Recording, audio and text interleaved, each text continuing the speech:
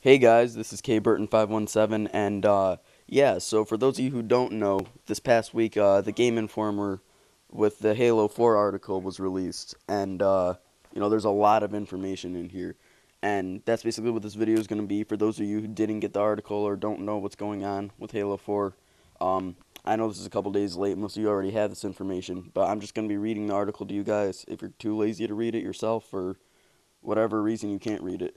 But basically, this video is gonna be two parts. The first part will be the campaign.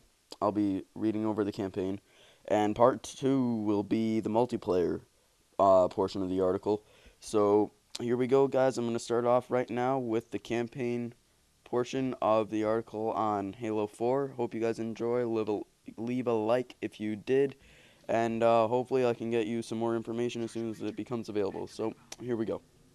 With franchise creators Bungie breaking away from Microsoft to start a new project with Activision, the developers at 343 Industries are new shepherds guiding Halo forward. Unique among game studios, Microsoft created 343 especially for the wardens of the franchise. Formed from hundreds of creators who came together solely around their enthusiasm for Halo, the team remains a wild card in the eyes of the public. Series fans reserve strong affection for Halo's original creators, so they wonder, can 343 take up the mantle and give fans a reason to be enthused yet again? It remains to be unseen, but after hours of discussing Halo 4 with the new creative team, we think they headed in a worthy direction. We have about 250 people now, says executive producer Kiki Wolfkill. I think 3.5 years ago we were about 30 people. This is a group made of people that came here from all over the world, left all sorts of great jobs. They came here because they believed in Halo. More than that, they were incredibly passionate about what they thought Halo could be. 343 came together to define what the next decade of Halo was going to be. Halo 4 is a direct continuation of the events in Halo 3, but it is a fundamentally new story that happens to star some of the same main characters. The year is 2557. 4 years, 7 months, and 10 days have passed since the UNSC ship Forward Unto Dawn was split into two, and the stern section was sent careening across outer space with Master Chief and Cortana aboard. Next page. The game was really about the return of Master Chief, says the creative director Josh Holmes. There's been a lot of focus on what that means, both in terms of how we embody the play experience of Chief and really connect the player on a deeper level of immersion, as well as on the story side, exploring the Chief more as a character and as a man. An early announcement video for Halo 4 revealed Cortana's frenzied call to awaken the cryo-frozen Master Chief to imminent danger, but the teaser told only part of the story. When 343 Industries booted up Halo 4's new campaign, we witnessed the events that shaped the first level of the new game. In the cold, shattered interior of Forward Unto Dawn, Cortana's slim blue lit form flickers on the pillar, and we get the first glimpse of the character's new visual presentation, chosen during her long years in solitude while the Chief slept. She looks terrified and alone as the ship's intruder alerts ring out. Someone or something is trying to board their vessel. Wake up, Chief. I need you, she calls. Just like in the original Halo Combat Evolved, players slip into John 117's armor as he emerges from the cryo. As Master Chief leaves his cryo chamber, it's hard to ignore the gorgeous visual clarity on display, even in his first dark room. Halo 4 runs on a redesigned version of the tech that powered Halo Reach, but our first glance speaks volumes about how far the graphical presentation has come. Lighting and shader technology has made tremendous progress. The azure-lit interior of the ship looks haunted and dim, but still sharp and detailed.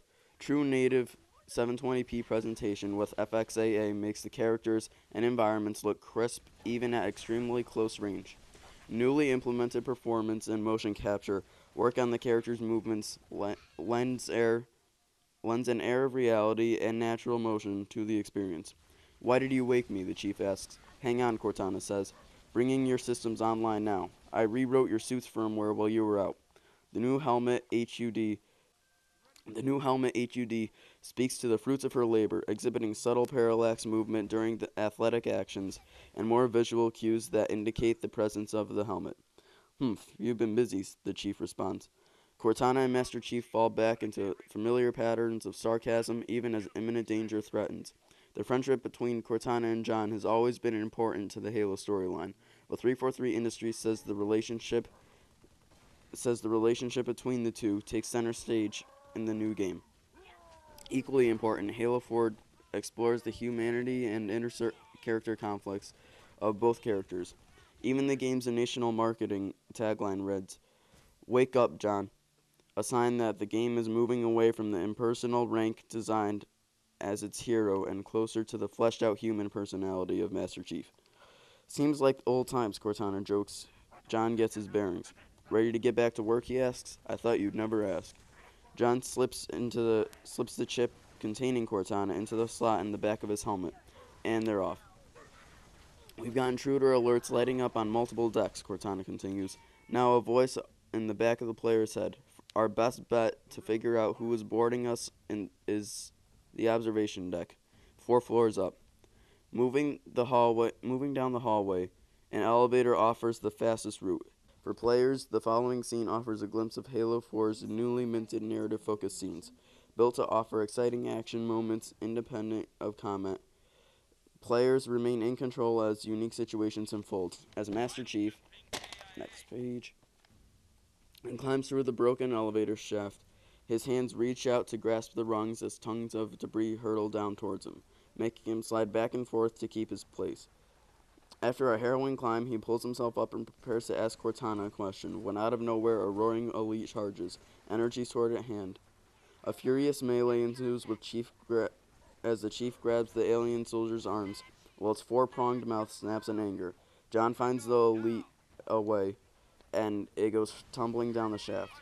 "I thought we had a truce with the Covenant," Chief comments. "You're welcome to take it up with them."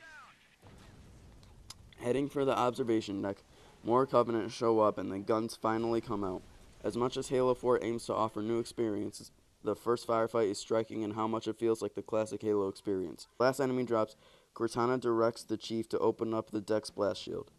The good news is that the Covenant aren't outfitted like the standard military. "It's possible we just came across a rogue salvage ship," she suggests as Master Chief goes about his task. The metal shielding lifts up and away from the wide bay windows. Outside, Covenant ships swarm like flies. "Or we might have stumbled into a whole Covenant fleet," Cortana says. Landing craft flank the ship and smash in through the hull, issuing new waves of enemies. Why are the Covenant here? Are they part of the same force that fought at the side of Chief and the Arbiter during the conflict against the Flood? What has happened in recent years to make the Covenant soldiers once again bitter enemies? As the demo closes, it is still unclear. John stares around at the crumbling hulk of Forward Unto Dawn.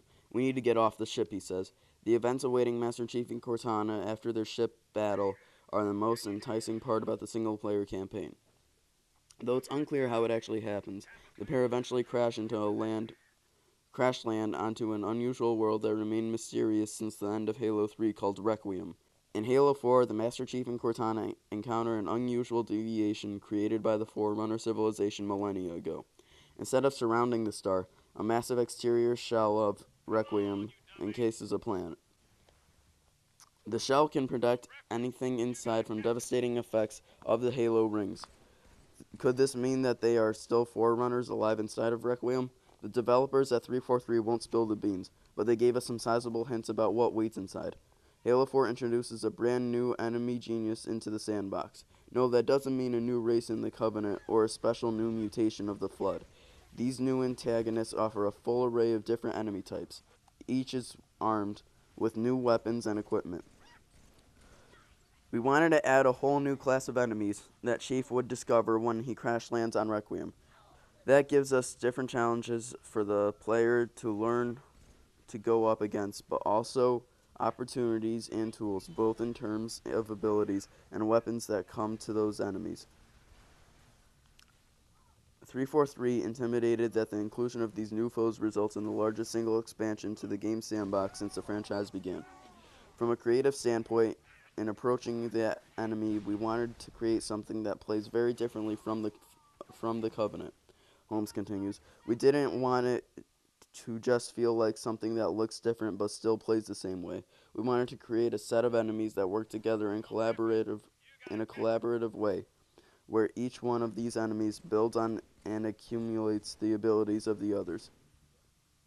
So when you face an individual enemy, they offer one challenge, but as you layer those enemies together, it changes the experience in important ways and heightens the challenge If anything, they're kind of elevated in terms of their intelligence and complexity relative to the Covenant.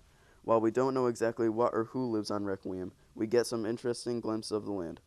The massive artificial world develops a fascinating new landscape for players to explore.